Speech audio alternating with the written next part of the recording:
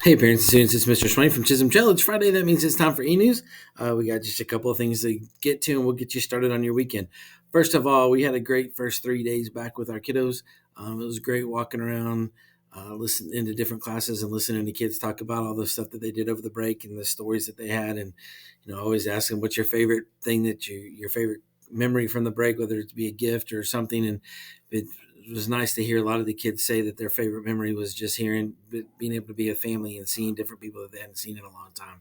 So that was kind of cool. I know that we're kind of dealing with another uh, COVID issue at this point in time, but I think as long as we all just kind of stick together and do what we need to do, we'll be all right.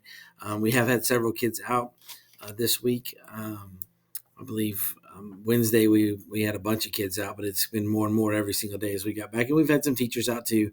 So we appreciate your patience as we're getting those classes covered with teachers to make sure that the instruction keeps going, but that we're covering classes in a safe manner as well.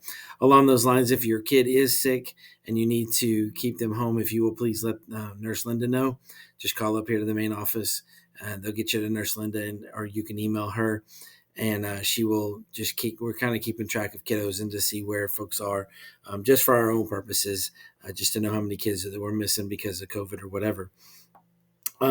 Right now, the district is still at 10 days. So if your kid does test positive for COVID, we're asking that you keep them home for 10 days. There may be a change in that at some point, but right now it is still 10 days. The mask mandate, as I said on Wednesday, is still in place. Kids did a fantastic job this week. We understand that there's some families and some kids that just can't wear masks, and we get that. If you'll just let us know, we have our list from before. And I've asked the teachers, hey, if you've got a question, let the assistant principals know, and we'll pick up the phone and make phone calls. I've called 4 or 5 parents this week just to make sure that we're all on the same page. We're not going to battle kids about masks. We want them to be safe and be able to do what they need to do, but we also have to honor what families are comfortable with and what they want us to do. So we're doing the best we can to make sure we can keep everybody as safe as possible. And we've got some tables set up for eighth grade lunch, at least because that's our biggest lunch, to separate kids out if they need a different space to be able to do that. And we've got teachers that are offering to let kids eat in their classrooms if they would like to do that as well, just for safety purposes. One little note about just normal stuff that we deal with all the time, but just a kind of a reminder: when you come after school to pick up your student, we would appreciate it if you would pull all the way to the front, close to the next car that's in front of you. So the first car to get here, if you'll pull as far up to the football field as you possibly can, then the next car pull up as far as possible. What happens is if we leave space there, it translates all the way back, and we're wrapped around back by the fire station, and we start blocking traffic, and it just becomes a real traffic jam back there. Makes it hard for our buses to get here to then get in line to pick up kiddos. Along the line of buses, bus transportation is having the same problem everybody else is. They've got some staff members with COVID. I believe yesterday I heard we had 47 bus drivers across the district that were out. So we're having to double up routes, do some different things. So if your kid is delayed just a little bit, it's probably because of that. You can always call up here and ask. We have a way we can log into the computer and check to see where your kid is. And I believe you can too if you have a smart tag account. You can log in and see where your kid is at that moment in time, or if they've gotten off the bus already. So take advantage of that. Just know that everybody's doing the best we can to make sure that we get kids home safely, and that we have education as normally as we can possibly have it while they are at school. It's kind of a celebration from the week we've had. Our staff members just super excited about the kids coming back.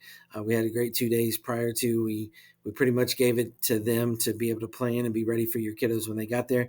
We do have some changes on our staff happening. The first one that happened, Ms. De La Resa, happened right before Christmas break took place. I do have to give Miss Coach Rodriguez is leaving us as well. Coach Rodriguez has been, she finished her admin certificate to be a principal or assistant principal back in the summer, or right at the end of the school year last year. And she's been looking for an assistant principal job. She finally got one at Dessau Middle School in Pflugerville, and today was her last day with us. If you have a student in one of her classes, not athletics, but in one of her math classes, you got an email from me yesterday explaining kind of that situation and what was going to happen with her classes. Mr. Washahi and Mr. Ohanian are taking taking those classes. And so we're excited to be able to move those kiddos to current math teachers that we have as well. We have another staff meeting member that's leaving in a couple of weeks, and we'll address that one when we get there. We have a plan for that as well, using our current staff to be able to cover those. So we're not going to have a class with a sub filling in for a teacher vacancy. We do have one sub here on campus for a staff member, Ms. Bowen, who used to teach for us a long time ago. I think she's been retired 3 or 4 years, but she taught here for almost a little over 30 years when she was with us the first time. She's here doing a long-term sub position for Ms. Villarreal, who had her baby over the break. Baby's doing great. Mama's doing great. We're super excited for the newest cougar in the family to be on board. And so, like with anything, it's a new year. 2022 hopefully is going to be great. We're expecting it to be great. We're going to do everything we can to make it great for your kids and for them to have the best middle school experience that they can have. Along those lines, we hope you have a great weekend. I know it's really cold out there today, and it's supposed to be a little bit better tomorrow, and I heard sunny and 70s on Sunday. So maybe Sunday will be the day to get out and hang out and have fun with your family outside, but maybe snuggle up and watch a movie tonight.